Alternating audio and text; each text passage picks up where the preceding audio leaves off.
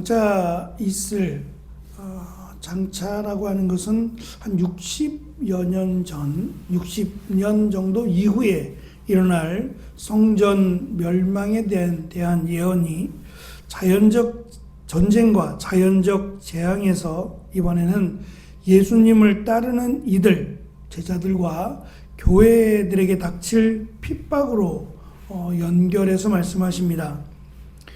박해와 핍박은 유대인과 이방인 모두로부터 받게 될 것이지만 성령님의 도우심으로 오히려 복음 전파의 기회가 될 것이다 라고 하는 것을 말씀하십니다.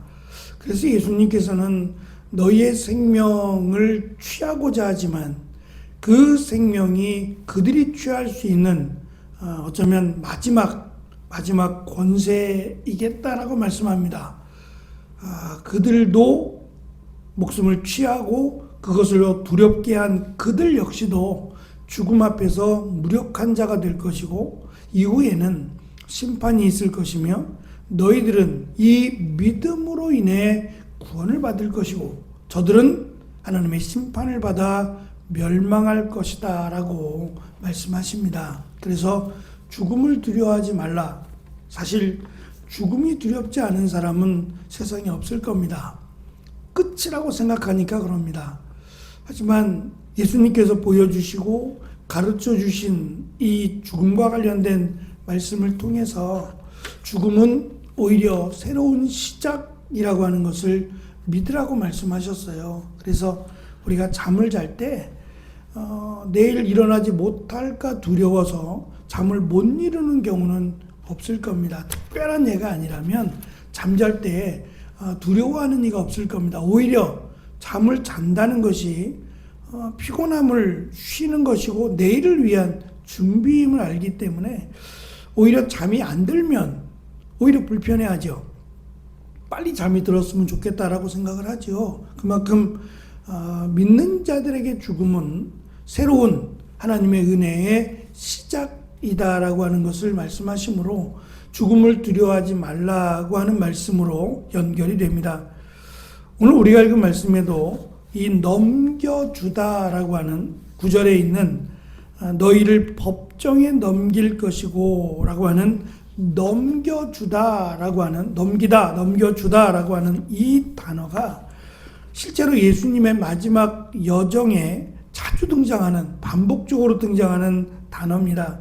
가룟 유다에 의해 유대 종교 지도자들에게 넘겨지고 종교 지도자들에 의해 빌라도에게 넘겨지고 마지막 빌라도에 의해 군인들에게 넘겨져서 십자가에 못 박혀 죽으시게 됩니다. 세례 요한이 넘겨져서 목배임을 당하고 죽고 예수님의 넘겨짐으로 십자가에 달려 죽으셨어요. 그리고 이제 예수님을 믿고 따르는 예수님의 이름 때문에 너희들이 넘겨질 것이다 라고 말씀하십니다. 결국 이 말은 동일하게 넘겨진다 라고 하는 것은 예수님 이름 때문에 넘겨지는 자들은 의미 있게 사는 사람들이다. 그리고 그 넘겨짐은 부끄러움과 수치가 아니라 오히려 내가 예수님을 믿는다고 하는 확실한 증거인 것처럼 말씀합니다. 말씀드린 것처럼 이 넘겨짐이 끝이 아니라 예수님이 부활로 이어졌듯이 부활로 이어져서 첫 열매가 되신 것처럼 우리 역시도 넘겨짐이 끝이 아니라 부활할 것이기에 그때까지 끝까지 인내하며 믿음을 지키라고 말씀합니다. 이들이 요구하는 것은 이 믿음을 포기하는 거예요. 아이러니하게도 죽고 사는 문제가 예수를 믿느냐 믿지 않느냐로 연결하겠다는 겁니다. 그래서 저들이 예수님 이름 때문에 예수님 때문에 목숨을 잃게 되더라도 그 믿음은 포기하지 않으면 너희들이 어떠한 말을 하게 될지 성령께서 인도하실 것이다 라고 말씀하고 예수님께서 말씀하신 하나님 미랄이 땅에 떨어져 썩으면 끝이 아니라 오히려 많은 열매를 맺는다고 하신 것처럼 죽음을 두려워하지 않는 이 믿음의 고백을 하는 자들을 저희들이 두려워할 것이고 또 그것으로 인해서 많은 사람들이 주께로 돌아오게 될 것을 말씀하세요. 그래서 어쩌면 믿는 자들은 살아있을 때도 복음을 전하지만 죽을 때도 복음을 전한다. 말은 하지 않지만 그 모습으로, 그 믿음으로 복음을 전한다라고 말을 합니다. 사실 이것이 믿지 않는 사람들에게는 충격이에요. 세상에서 아무리 솔로몬이 고백한 것처럼 똑똑하고 많은 것을 누리며 내 마음대로, 내 힘대로 살았다 할지라도 거부할 수 없는 게 있어요. 그것은 죽음이죠. 죽음을 거부할 자가 있겠어요? 아무리 좋은 것을 먹고 또 취한다고 해도 피할 수 없어요. 그 죽음 앞에서 무력해질 수밖에 없는 것이 인간입니다. 그런데 세상에서는 비록 초라하고 아무것도 가진 것이 없어 보이는 사람이 죽음 앞에 초연하다, 오히려 죽음을 기다리다, 죽음 뒤에 있을 소망을 바라다라고 하는 것들은 충격이 아닐 수 없어요. 미치지 않고서야 어떻게 죽음을 저렇게 받아들일 수 있겠습니까?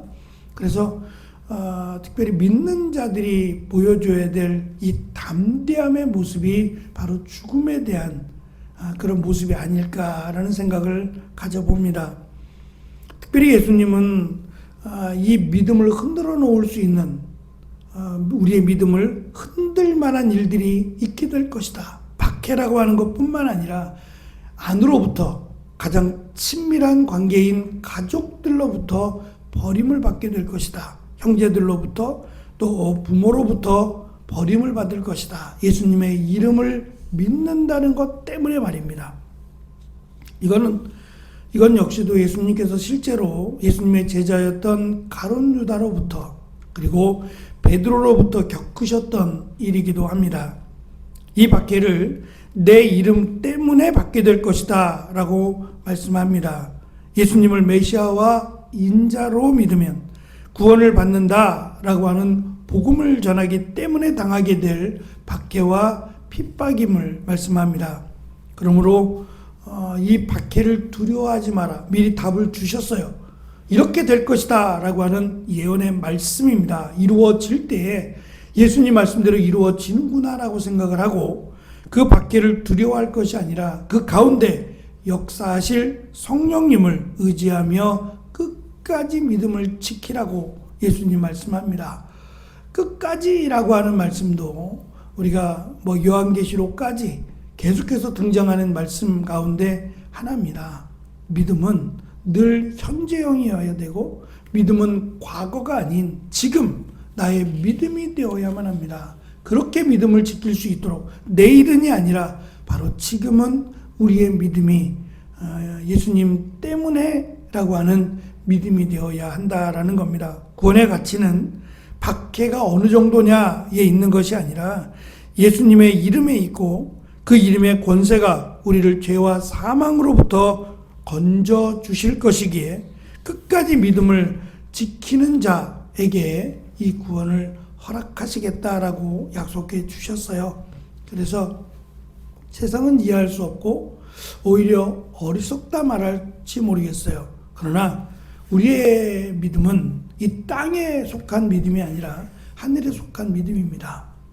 보이지 않지만 보인다라고 믿고 예수님을 향해 나아가는 기쁨과 은혜가 우리에게 있어야 할 줄 압니다.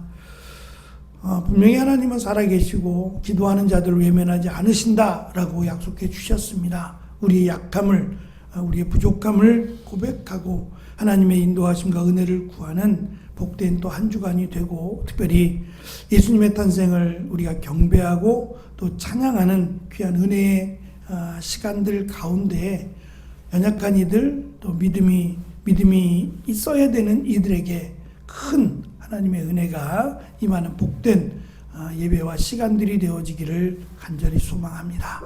기도하겠습니다.